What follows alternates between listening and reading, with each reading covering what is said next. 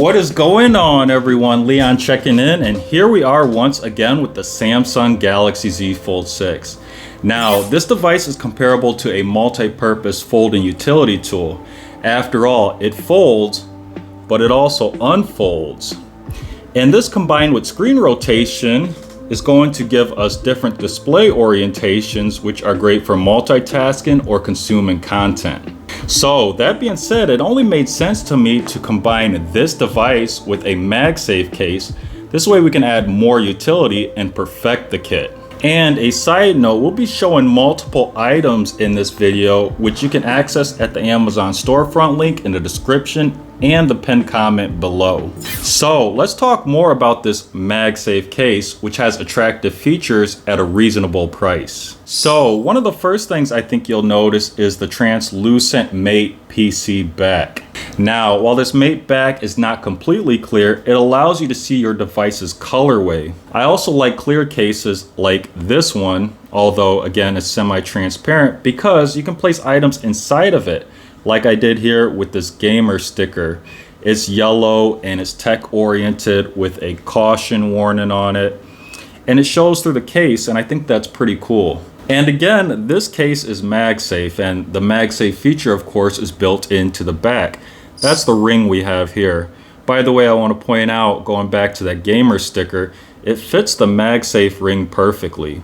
Now again, this is a Magsafe case, which is great for attaching accessories, like the Spigen wallet I have here.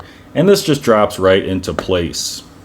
And this is also going to be great for attaching your phone to surfaces such as the side of a fridge. Moving on, this case also includes a large cutout for the camera module, and it also allows you to insert a cover for that camera module, as I did here.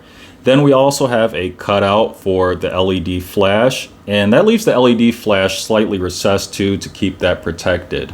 And what's also cool is because this is a translucent back, when you do use the LED flash as a light, it kind of lights up that translucent back in such a way it kind of looks cool. Next, we're going to have side material, which is going to be TPU, and it has air pockets for impact absorption. Now this case is overall minimal. It has smooth sides. The cutouts are very basic. It just looks really clean. There's no added grip or anything special. Again, just nice, smooth design.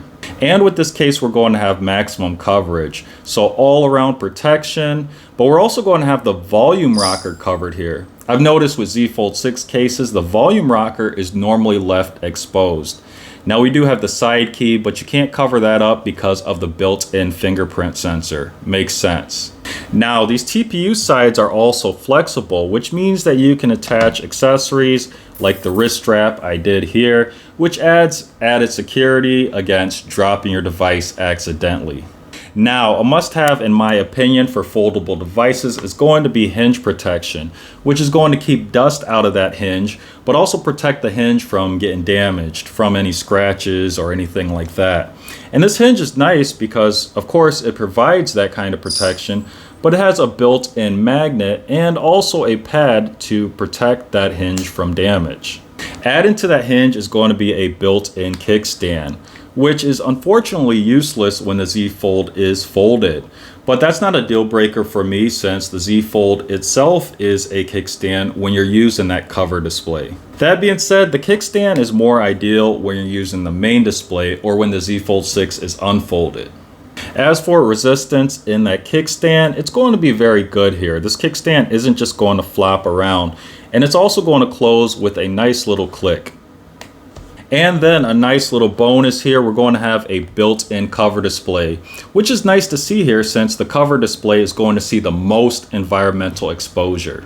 Now, of course, it's necessary that we cover cons, and there are really only two here. First, as you might have noticed, there is no pen storage in this case.